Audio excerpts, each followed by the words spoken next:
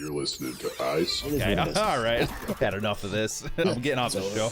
Dixon. Absolute trash. This is, if I heard this, I'd be like, this is absolute garbage. I wouldn't even consider rating it.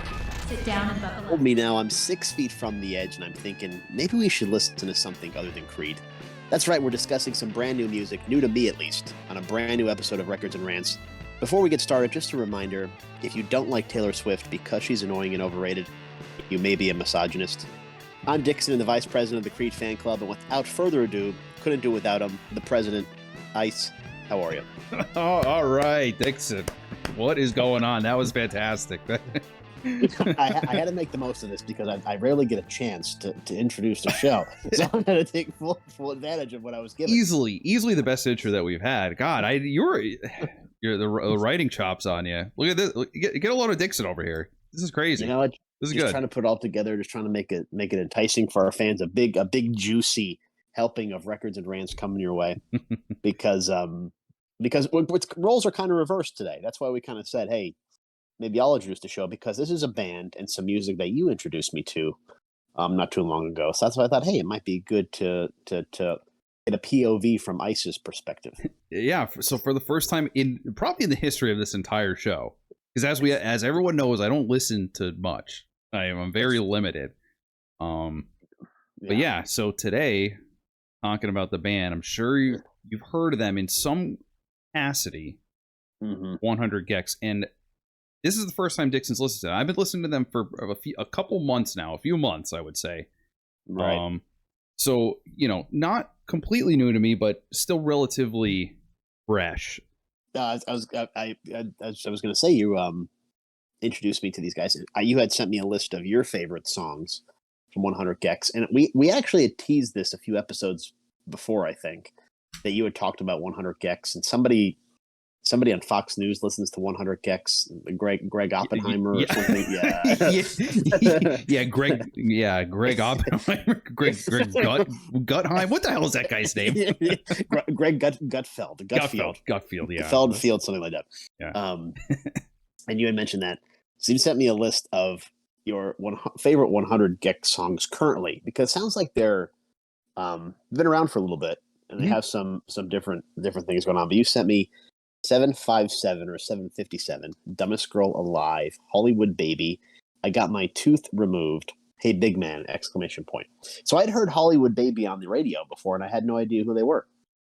Yeah, and it's interesting because they're kind of all over the place, and right. So that's why I say I really like 100 gecs with a big asterisk, and we could get into that, but I do enjoy them. Those songs that you just listed are definitely my favorites, and a lot of them are off their newest album, 10,000 gecs. So they've been ramping up, and I like the way that they name them because it starts with 100 gecs and it goes 1,000 gecs, and then now we're up to 10,000 gecs right now.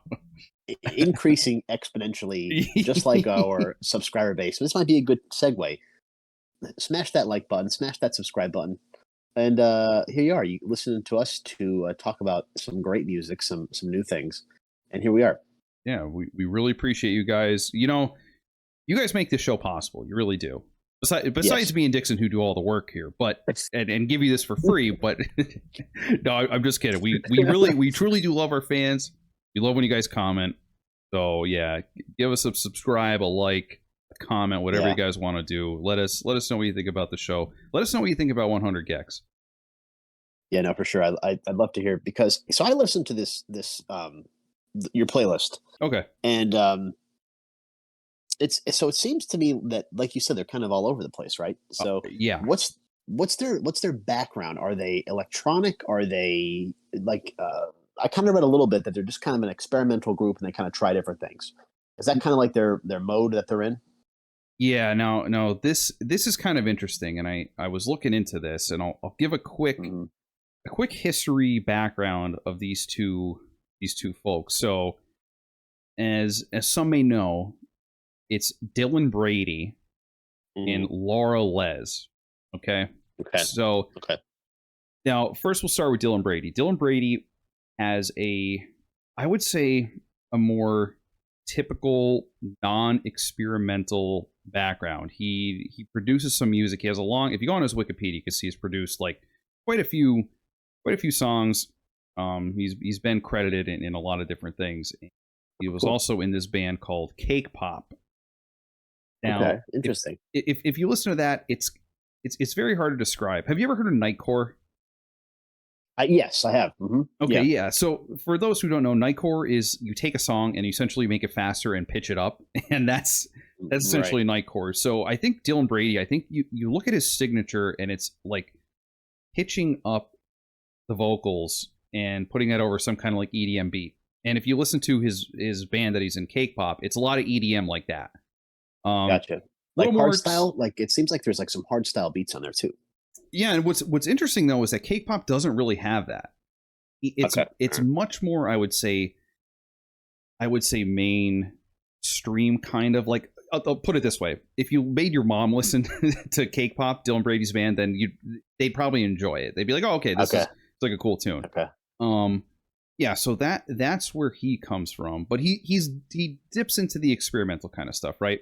Now, Laura Les, on the other hand, is like way off in left field. So she started as it was under the moniker Onso One. Okay, yeah, I saw that. Yes. Okay. Have you listened to any of that music? No, I have not. No, I haven't. Okay. trying to think of how to handle this. She is in this form an Onso One. She is like she's an online music producer. She does SoundCloud stuff, all that kind of Bandcamp, things like that. So she's just like a basement music producer. Right. I guess I would say like myself, except she's very very experimental though. It's like, I hate to say it, but it's like kind of like noise. Dixon, I'll tell you this. If you listen to some of her albums, you would probably maybe last a minute before you're like, okay, that's really? That's enough. Really? Yeah, a minute before you're like, okay, you know what, we've had enough here. This is like it's offbeat. It's like it's very very strange, and I don't even know how to describe it other than you simply have to listen to her music. Now she's changed that. Now she's under Laura Les in Bandcamp, but for those that don't know, or some that may have known, Laura Les is trans. So if you listen to this Onso One music, it's a lot of like dealing with her transness. Like a lot of the songs are, some of them say like, how to dress as a human, the darkest part of the day, dumb pics, like, oh, I take dumb pictures of myself, I don't like myself, like all this kind of all this kind of like dark stuff. And then one of the albums is named Hello Kitty Skates to the Effing Cemetery, and in an interview she said, oh well, it's just a song about dead bodies. Like a really like dark really dark place. And if you listen to this stuff, it's like schizo rambling.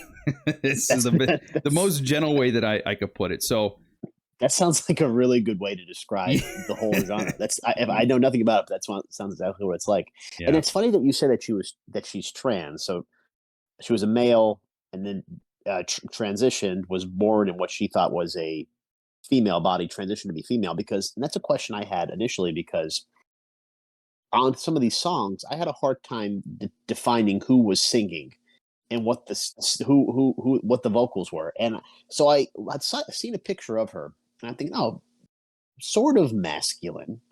And so I didn't really have any idea. So then it came across, somehow I read something. It's read an article about 100 gecs, and it came across that Laura she's trans, she's a trans woman.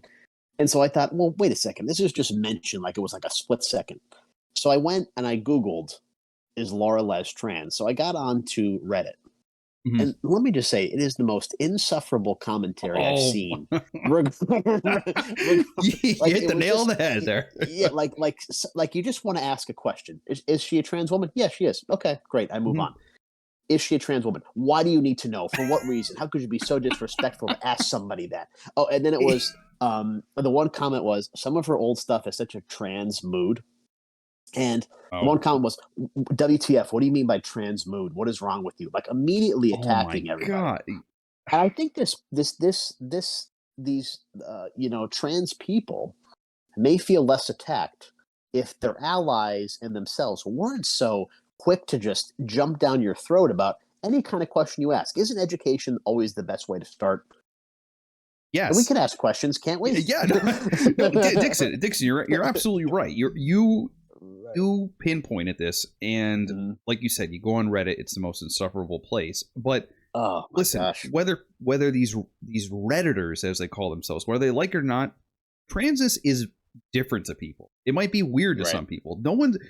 99% of the world is not exposed to this kind of thinking. So like asking questions is totally viable. But yeah, like to jump down your throat about that, you're right. That kind of spits in the face of like those people accepting them, because then that person who asks the question, well, the only interaction that they have with the trans community is them getting yelled at, essentially. So that's what I would think. It makes them loathe you, essentially.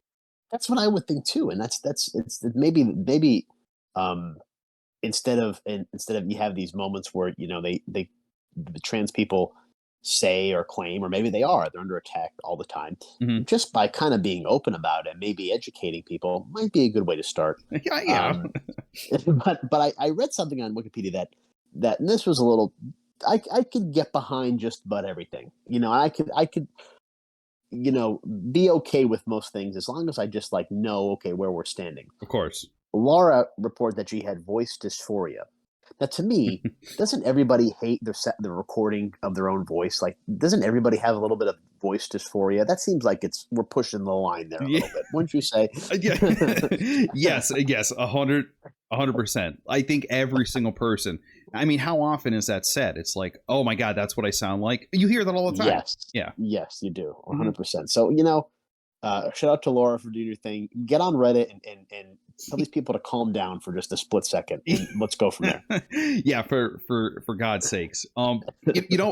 What's actually interesting when you mention that voice dysphoria, you really notice it in her early albums, her solo albums, because every time that she's singing, her voice is pitched up. Every single time. Okay. I don't even think now. I've only listened to a handful out of maybe like a few dozen songs of hers on Solo Sphere, but yeah. So she does that. It wasn't until after when she formed 100 gecs with Dylan Brady that she started getting vocal lessons, I guess, to sound more like a woman and less masculine. At least that's the way I understand it. Yeah.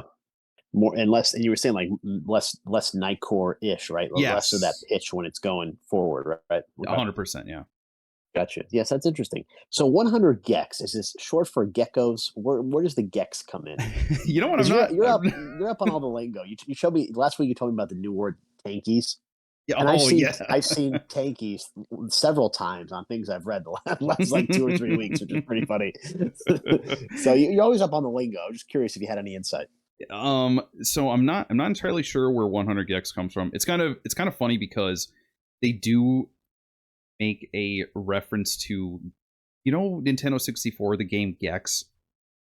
No. Okay, that's fine. That's fine. No. I know 007 GoldenEye, possibly the greatest game of all time. That's all I know. Well, that's what's funny, because this game Gex is like it like alludes to him being like. It makes like some parody to 007 at the same time, but his name is Gex, like GEX, and I'm wondering if they got it from that. I should know this, but I'm not entirely sure. I will say that they make a reference to Gex from Nintendo 64. Okay, gotcha.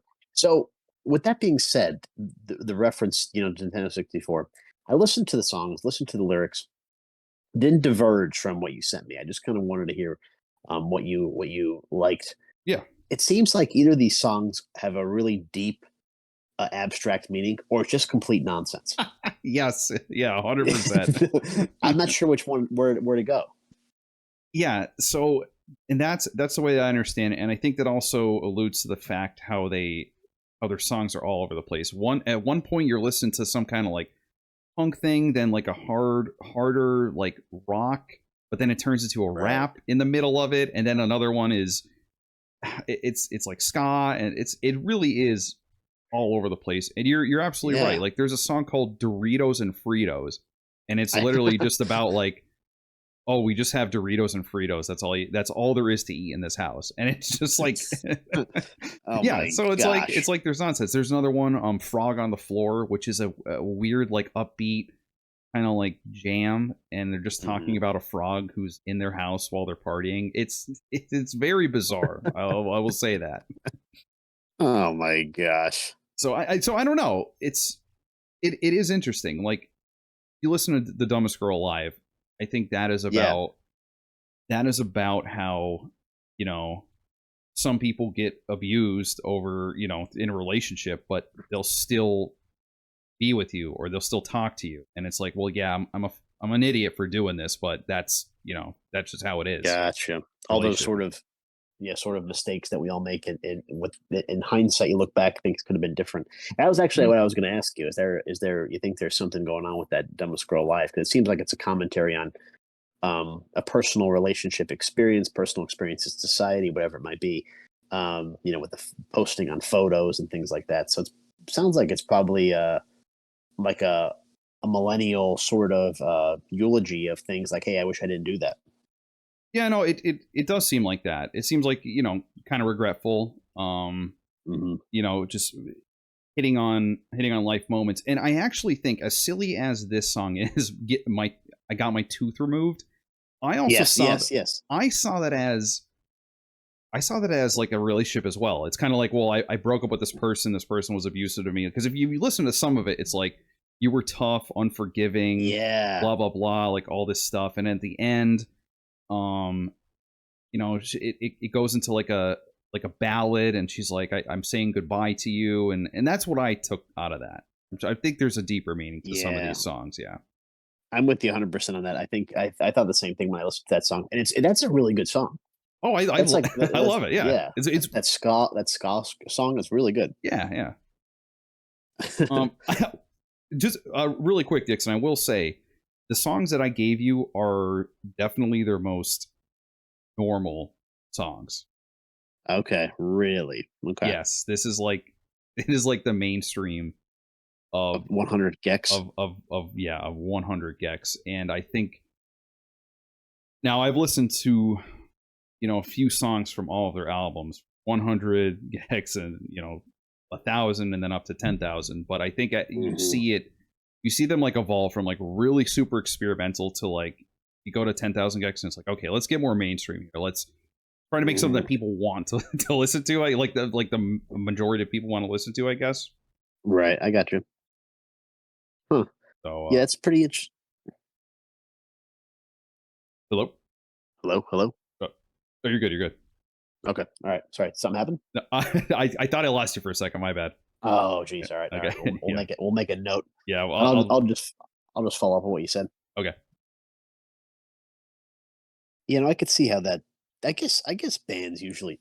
I guess bands do that. There's stuff that's more accessible than others. This seems like a band that if I hadn't known the Hollywood Baby on the radio, I would have really no idea that some of their stuff would be like completely like off the wall, or like just totally inaccessible. I actually thought, and maybe my ears are out of whack, but I thought that was like a Blink 182, like a new like pop punk song that was coming out. Like I had no clue. I really didn't. It just sounded like it was kind of in that same Blink 182 era of stuff. So yeah, it was interesting when you said that this is actually 100 gecs. Yeah, and that's exactly what it sounds like too. And it's very weird because if you listen to their older stuff, their solo albums, and even their older stuff as 100 gecs, there is no sign of them doing this kind of like, oh, we're gonna add guitars into this stuff, or like, oh, we're gonna do like a punk thing. There's that is just not there. So wild.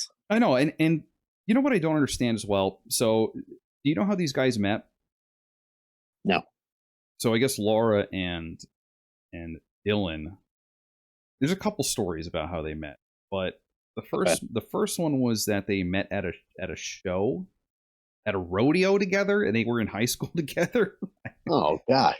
But then the other one goes that they were both at a music show together. They both bonded over their love for video game soundtracks and experimental music, and that's how they got together. Now, oh, that sounds like us. Yeah, no, it does. But here, this is going to sound really mean, but I can't imagine listening to the solo albums of of Laura Les and saying, "Oh yeah, there's something here," I'd be like, "This Really? is." No kidding.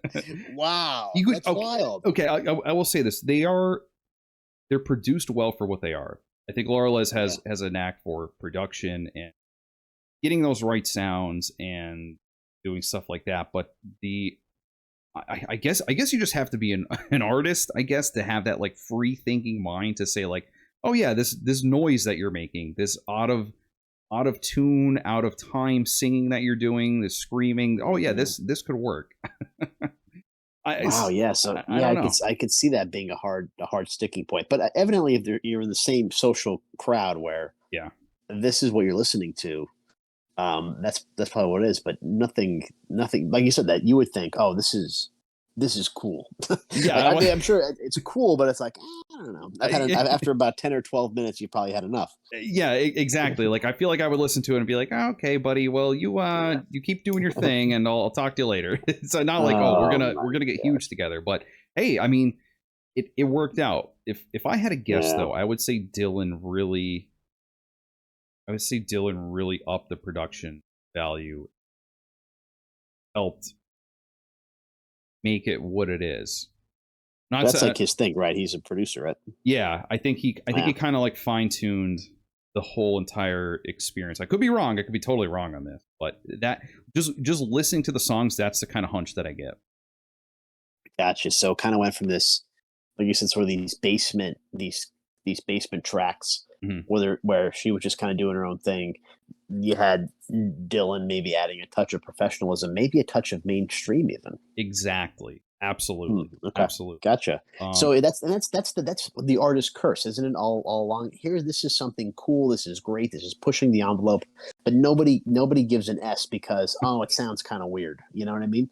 Like maybe that's just such a shame when that mhm. happens. And that sounds like it probably could have happened had Laura Les not hooked up with Dylan for this 100 gecs. Yeah, and that's a really good way to think about it. It's like if Dylan didn't come around, and if both of them didn't meet each other, their solo albums are, they're just not as popular as Hmm. as 100 gecs is. And Yeah, and yeah, that is an interesting thing. It's like, well, you have two like really weird experimental people coming together, and then they make something that it's everyone yeah, loves. it's on the radio. Yeah, Yeah, yeah, it's you on hear the on the radio radio. now. It's It's wild. yeah, Yeah. it's Huh. pretty interesting. But they still have some songs, like especially in their last album. Mhm. One is called "I Need Help Immediately." This Okay. song, now, if anyone is a music producer, you know exactly what this song is referencing. It's literally just them going going through their FL Studio or whatever production program they have, and just clicking the all their drums and all their sounds that they have, just like trying to start a song. And like this is what you do in music production when you're trying to like figure something out. You're like, oh, okay, let's see what kind of sounds I have, and you're just clicking and playing all of them like in a sequence, Right. and just like, okay, I don't like that. I don't like that. Okay, let's keep going. Let's keep going through the folders, and it's just these sounds like playing, like the kick drums, the cymbals, like music effects. That's all that song is.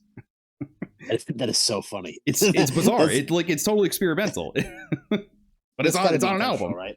Yeah, that's got to be intentional, right? That they're Mhm. just messing around, like just putting everybody on. That's hilarious. Yeah, no, yeah, absolutely. And like I think the title is "I Need Help Immediately" means like I don't know how to make this. I Oh, don't know what to that's so do. Yeah. that's great. That's awesome. That's hilarious. Yeah. I gotta No, listen it's to that. yeah, it's pretty cool. So I think they are they're good right now as far as marketing themselves as, hey, we have some stuff that a lot of people are gonna like, but Hmm. also let's get you into some experimental stuff. Listen to this song about a friggin' frog on the floor. The song's called "Frog on the Floor." Let's listen to it. I think Yeah. they're good at that. Skrillex also did a song with them. Oh, Um, okay. yeah, it's called "Torture Me." It's actually pretty good. There's some like hard bits in it, but overall, it's like a more happier sounding song. But then there's some hard drops in there. Really quintessential Skrillex instruments that you'll be able to pick out immediately. Mm, You hear it, it's like, okay, that's Skrillex. Um, I so yeah, got you. he's tight with them. I think he's also helped their popularity because if someone sees like, oh, so and so featuring Skrillex, they're gonna click it because everyone knows him. Um, Yeah, it's for sure. yeah, so I think overall, 100 gecs is is worth a listen. Now, Dixon, let me ask you this: you listened Okay. to them for the very, very first time, but the songs that I gave you are the only ones that you listened to. Is that correct? That is correct. Yes. Okay. At this point. See, now I wonder, I really wonder what you would have thought. And I don't, and to be honest, I don't even know what you think right now about them, but Yeah. I wonder what you would have thought if I gave you like the most weird, like if I gave you the song "I Need Help Immediately," you'd be like, this is trash. Right, and rightfully so, probably, because it's just noise. But again, this is on one of their major albums that they released under a label, so it's like, yeah, I could understand how it's hard to get into, but based on what I have given you, yeah. what did you think? What was your general overall feeling opinion on them? I really like the stuff you sent me. It reminded me of summertime, of West Coast vibes, surf, all those kind of things. Like it just reminded me of summer. Like I got a vibe of summer from listening to them, which is, it's summer, the feelings of summer, not just Yes, it's the season, but it's the idea of like, freedom of you have a topless car. yes, a car without doors, some sort of transport where you're exposed to the elements. Those kind of things. yes. Like, like that's just what it reminded me of. Like I don't really have much of a description. I listened to the songs, I listened to the lyrics, and it wasn't like I was looking for a whole lot of what are they doing here lyrically or whatever. I liked how they sounded. I thought the lyrics reminded me of that same era of, Blink-182, pop punk, a little bit different. Obviously, I think it had a Gen Z sort of edge to it, which I really liked. Yep. But I liked the songs. I liked them. I think, and you kind of sent me, I think, a good sampling.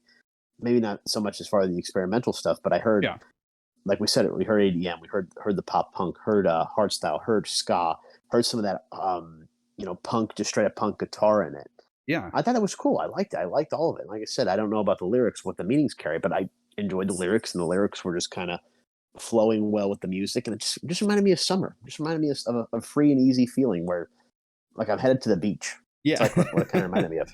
See that's awesome. Well, we always talk about this. I love when music just elicits a feeling, and I think that's one of the cool things about 100 gecs is that you don't have to get super into it. You could just listen. You don't even have to focus on the lyrics. There might be some deeper meaning. It might just be nonsense, but that doesn't necessarily even matter. It's just the way that they compose everything in a unique and interesting way. It's refreshing, but it's also fun. It's very fun, at least for me. That's the feeling. It's just fun to listen to, and it some of their music like pumps me up. Their production, especially in 10,000 gecs.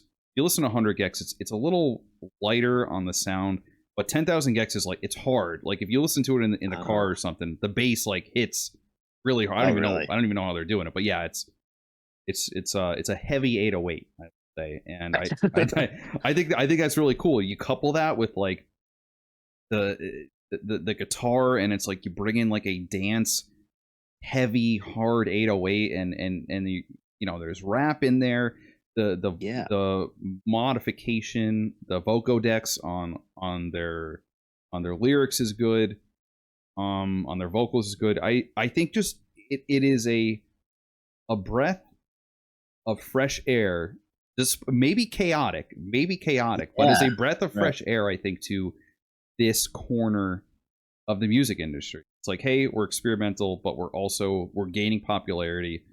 This is kind of who we are, and I think they're kind of just like unashamedly just saying this is us, whether you like it or not, and that's pretty much it. And I really like them. I really do. They're one of my favorite new bands.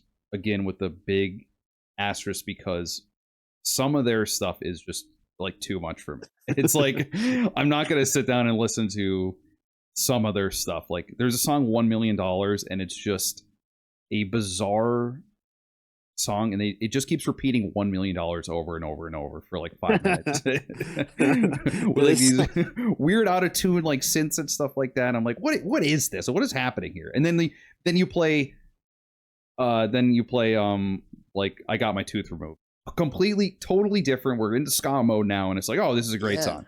We're having fun again. So No, for sure. That's like you said before. There's got to be something to be said about the production, how diverse it is. I mean, that's pretty impressive. That's pretty cool that they could kind of work their sound and what they want to do around all these different genres and what they want to feature. I think that's pretty cool too. Like you were saying, but like I agree. This is fun. It's fun to listen to for what I've listened to so far.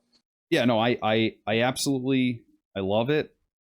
This kind of music, they call it, they describe it as hyper pop, experimental pop, electro, and then you got the pop punk in there and stuff like that, and then some ska. I feel like this is stuff that, like, when you have the high pitched music and like the fast stuff, like the nightcore kind of stuff, I feel like this is like something that like a brony or something would listen to. That's what I have in my head when I'm like picturing who sits down and listens to this music. Yeah. But yeah, they're bringing it mainstream, and their live shows are also kind of cool. I think they got to implement a band though, because as of right now, it's just them with a computer and then just them singing on the stage, which is I mean, they're still like jumping and dancing all over. Like they're pretty entertaining on stage, I would say. Yeah. It'd be cool if they just started bringing in a drummer. But I think having a band like playing guitar and stuff, I think that'd be pretty cool. So yeah, well, I mean, we'll see where it goes.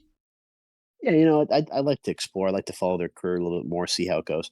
I'm definitely going to check out some of their solo stuff, and also some of this more experimental stuff, and see how it goes. Because I'm curious now that you got me. I've liked listening to the experimental side of things, and seeing what people come up with. So yeah, I'll give it a shot and see what happens. Yeah, I mean, I know for a fact you have a more open mind with me than I do musically. So maybe you'll find something in there, but you get, when you listen to it, you have to let me know. You got to text me and tell me what you think. Man, so yeah, maybe it'll change my perspective of 100 gecs. Yeah, That like, evidently goes up 100,000 gecs. Who the heck knows? Yeah. Okay. Well, yeah. What's next? So, okay, we're at 10,000. Yeah, 100,000 is next, I guess. Right. That's awesome. Yeah, based on the increments of what's going on, I guess that makes sense. Yeah, we're multiplying by 10. Very excited for 1 million gecs when we get to it. What 1 million gecs, teaser of 1 million gecs happening as we speak. Looking forward to it. Well, that was great, Dixon. I'm glad I was able to, for once in my life, to introduce you to a band for one.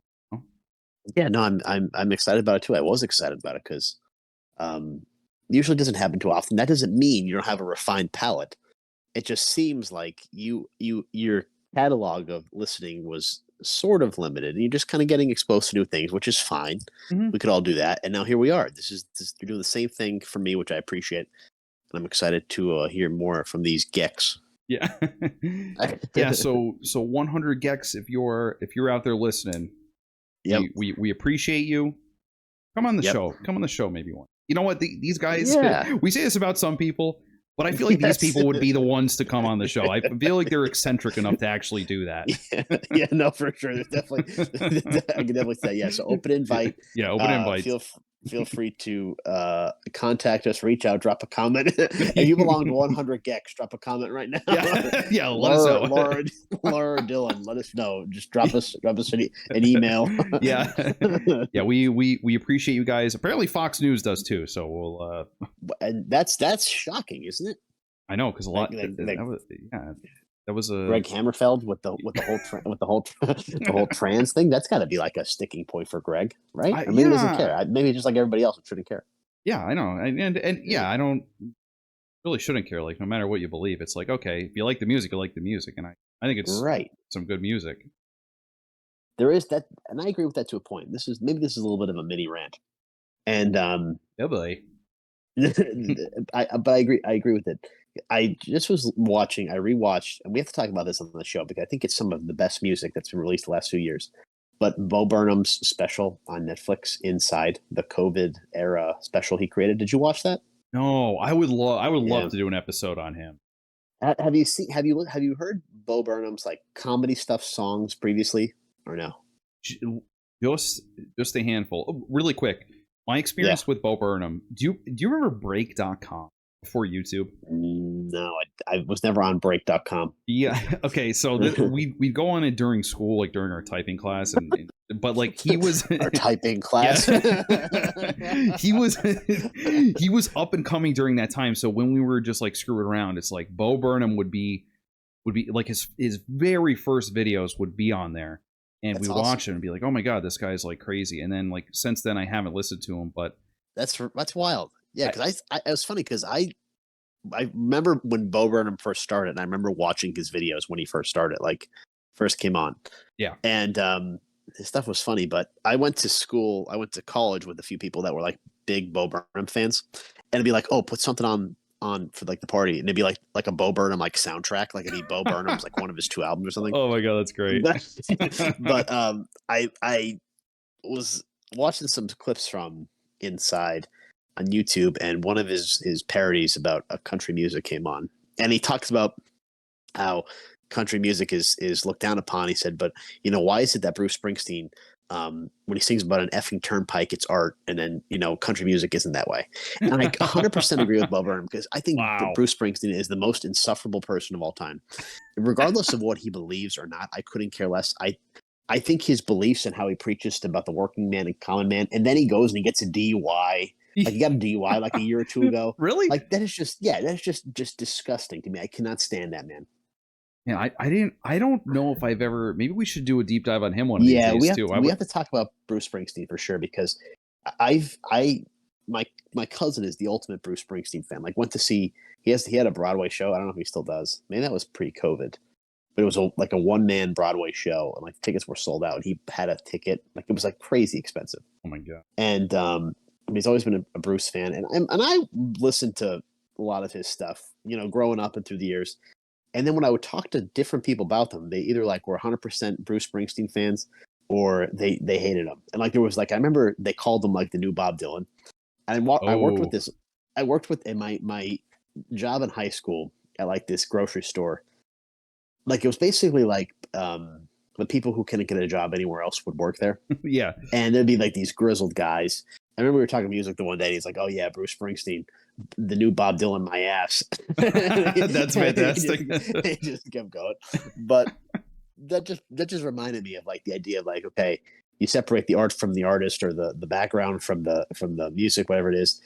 Bruce Springsteen is one of those guys. I think it goes hand in hand. The working man, the whatever. And then here I am, pay $5,000 for my ticket. Oh, that's the going price. And I'm going to get a DUI. And a judge in New Jersey, go figure, throws it out. Oh, big deal. Go. Yeah. Wow. Yeah. Would have never guessed. Unbelievable. Yeah. So that's it. So yeah, we have a couple ideas for shows coming up. So if you're still listening out there, stay tuned, because it sounds like we got some good content coming down the pipe. Yeah, guys. Like Dixon said, if you're still listening, we appreciate you so much. As you've heard, we have many great episodes coming up. And you know what, guys, if you like this one, if you like this episode, leave it a like. If you didn't like it, go ahead, give us a dislike. That's totally fine. You're allowed to do that. We want to hear from you. Comment down below why you hate us, why we're misogynist, why we're something phobic. Just let us know, because that happens sometimes. I don't know how, but it does. and this should give you any indication. Look, listen to this episode. Listen to the Taylor Swift episode. Listen to the Rolling Stone 200 Greatest Singers. Yeah. Any one of our national episodes, we dump on every person if it's warranted equal opportunity for sure. Yeah, so absolutely. We're happy to have no sense of any phobic or phobia or ist, whatever it might be. It's that those walls are broken down on the show. You just get unfiltered commentary. Absolutely, guys. So Dixon, I really appreciate you doing the intro and stuff, and kind of taking the reins on this. That was really good. It was good to have the reins for a minute. It was good. It was good to hear some new stuff, which I haven't heard before, which is awesome.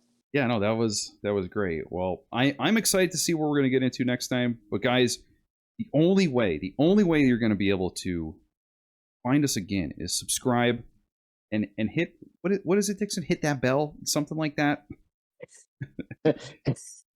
What, is it supposed to be a thing? Are we having a moment here? Yeah. hit the bell, guys. Get notified every single week. We release new episodes every BD week. because we love you guys so much. And Did I miss something there? I'm out of it. Like, was that supposed to be like a bit? Like oh no. No, I was just I was just there is a bell. yeah, yes, there is.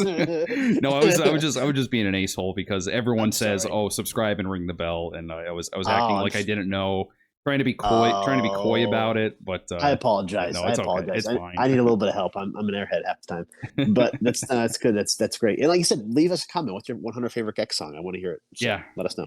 So I'm sure we'll have a lot of comments about that. But guys, we will see you next time, and peace out. Peace.